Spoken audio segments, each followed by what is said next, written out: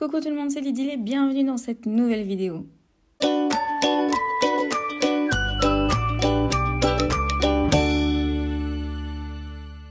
Aujourd'hui, j'aimerais vous parler de cette palette d'aquarelle métallique, aux couleurs métalliques de chez Action. Donc j'ai trouvé ça quand j'ai été chez Action l'autre fois et je me suis dit allez, j'ai vraiment envie de tester cette fois-ci.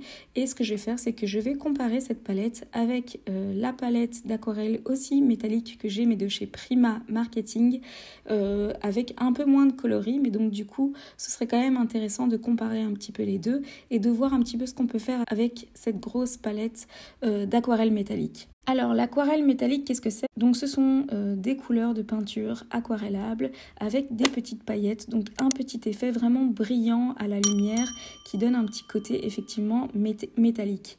Donc moi j'adore utiliser surtout les couleurs dorées, j'utilise énormément les couleurs dorées métalliques dans mon scrapbooking en général, surtout pour faire des fonds de page. Mais ici il y a beaucoup de couleurs différentes, donc c'est ça qui m'a donné envie de tester. Et donc pour ça je vais évidemment utiliser du papier aquarelle, donc mon papier aquarelle habituel, donc ici je vous montre exactement lequel j'utilise, et je vais aussi utiliser mes pinceaux que j'utilise pour l'aquarelle qui sont les pinceaux Da Vinci. Ce sont des pinceaux à poils synthétiques qui sont très bien. Donc quand on regarde un petit peu cette palette de chez Action, on peut voir qu'il y a un pinceau à poils synthétique, il y a un crayon HB, il y a un pinceau à réservoir d'eau, et donc j'ai essayé de l'ouvrir pour pouvoir le tester et mettre de l'eau dedans, mais impossible, j'étais limite en train de casser le plastique du pinceau pour pouvoir insérer de l'eau dedans. Donc finalement j'ai laissé tomber, je l'ai mis de côté. Je sais qu'en général c'est pas vraiment une tuerie ce genre de pinceau là. Il y a une petite éponge et il y a également une gomme dans la palette, donc c'est quand même une palette assez fournie.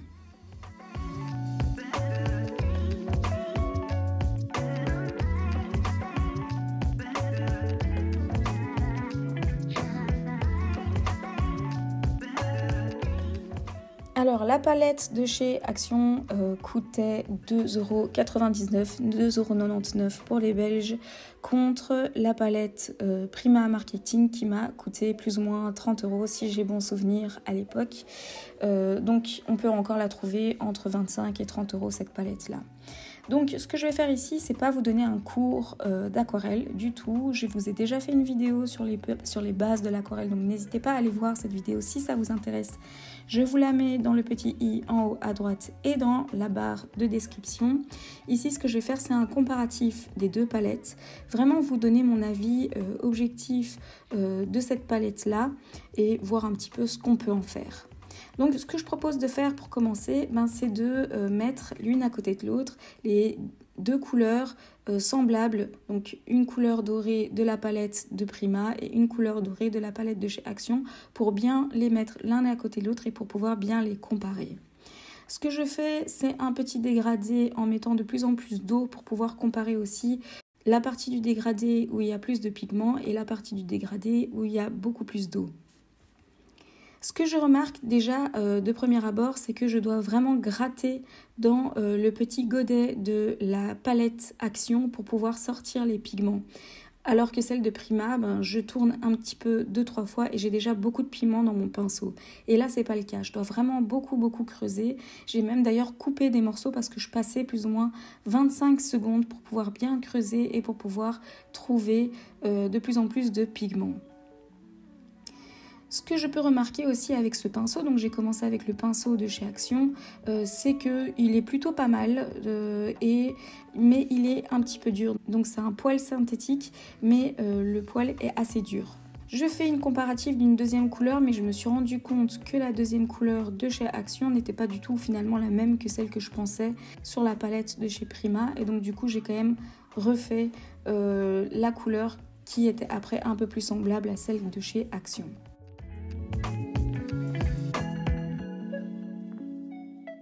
Je continue aussi à faire le petit dégradé avec la couleur blanche par exemple. Donc je vois qu'il y a la couleur blanche nacrée sur Prima et la couleur blanche nacrée chez Action qui ressemblait plus à du gris mais finalement c'est plus un blanc.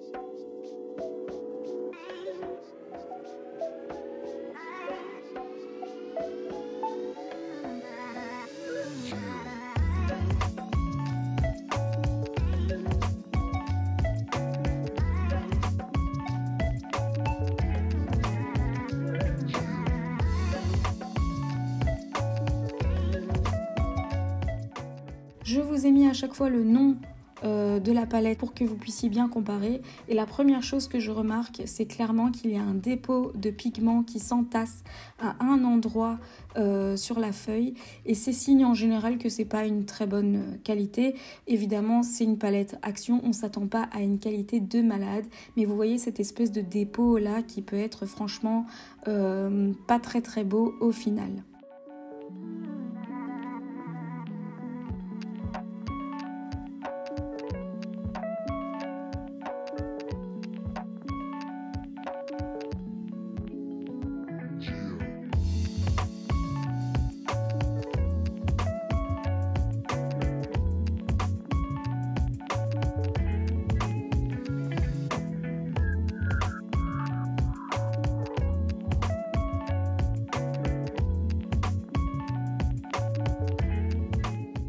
Je prends ensuite mon pinceau que j'utilise toujours pour l'aquarelle, donc le pinceau Da Vinci. Et ce que je vais faire maintenant, c'est que je vais mettre sur mon papier aquarelle toutes les couleurs de la palette.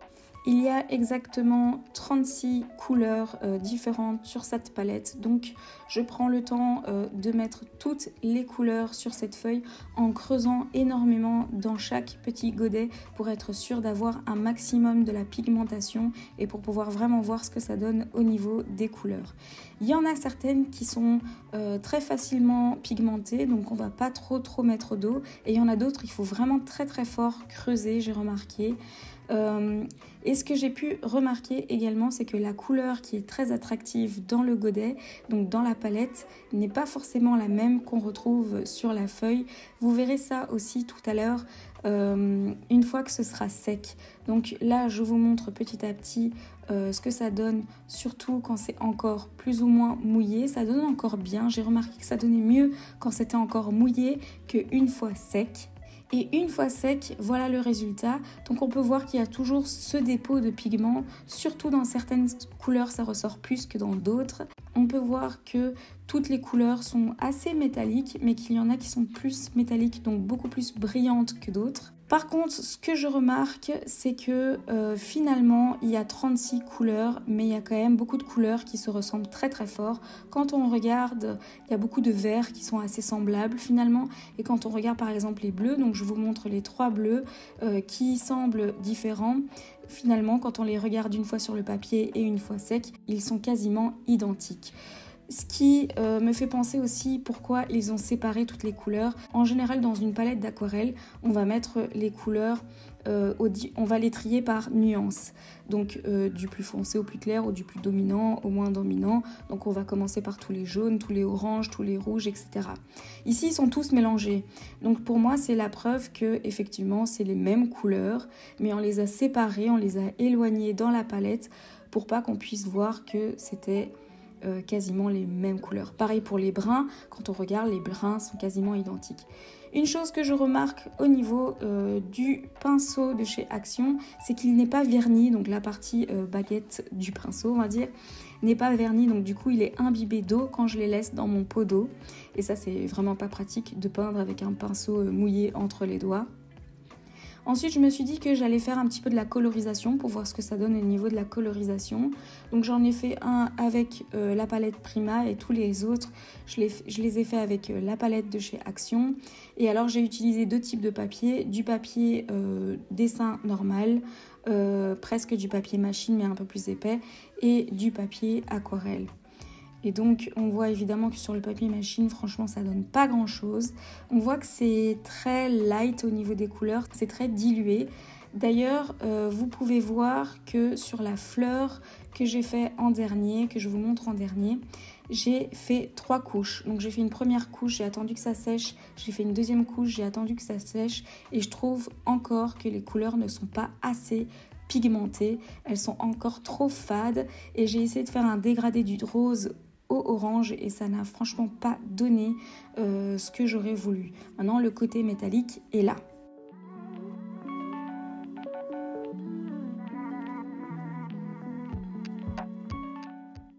Maintenant, ce que je vais faire, c'est voir un petit peu ce que ça donne au niveau du papier noir, voir si c'est assez pigmenté pour le papier noir, ce que ça peut donner. Et là, je trouve que ça donne franchement bien. Quand c'était pas encore sec, je trouvais que ça donnait pas franchement génial. Le papier est quand même assez épais, c'est du 300 grammes ici. C'est pas du papier aquarelle noir, mais c'est du papier dessin 300 grammes. Donc normalement, ça boit pas trop. Et je vous montre directement le résultat une fois sec. Et franchement, c'est pas mal du tout. Je pense que c'est même mieux que sur le papier blanc. On voit moins les dépôts finalement. Peut-être parce que le fond est noir, j'en sais rien. Mais le côté métallique, on le retrouve vraiment super fort sur ce papier noir. Et limite, on fait pas trop de différence entre la ligne qui est tout en haut de chez Prima et tous les autres, c'est de chez Action. Donc je pense qu'au niveau scrapbooking, ce qu'on peut faire ici, c'est faire de jolis fonds sur papier noir. Ça peut vraiment bien donner si on fait un album noir pour pouvoir faire des fonds métalliques. Au niveau de la colorisation, je trouve que c'est un peu bof. Je pense pas que je les utiliserai pour de la colorisation de tamponnage ou des choses comme ça. Un truc que je trouve décevant, c'est qu'il n'y a pas de palette. Donc il y a le couvercle avec lequel on peut faire ces mélanges. Mais je trouve que l'aquarelle doit être liée avec une palette pour pouvoir faire ces mélanges et pour pouvoir mettre assez d'eau et bien doser l'eau par rapport au pigment. Et là, ici, il n'y a pas de palette. Donc voilà, on peut utiliser évidemment le couvercle pour ça. Mais donc voilà un petit peu mon avis sur ces aquarelles de chez Action.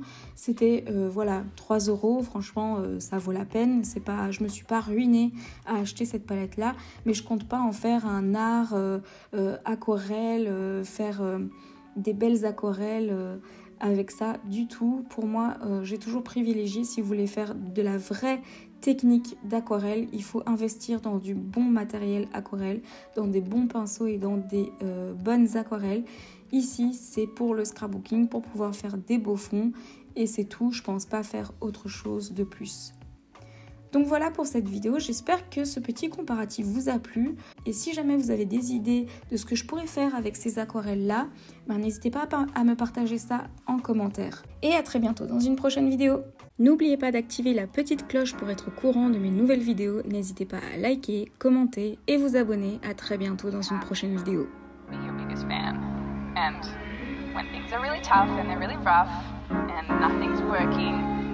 But there's something inside of you that says, I just have to follow that.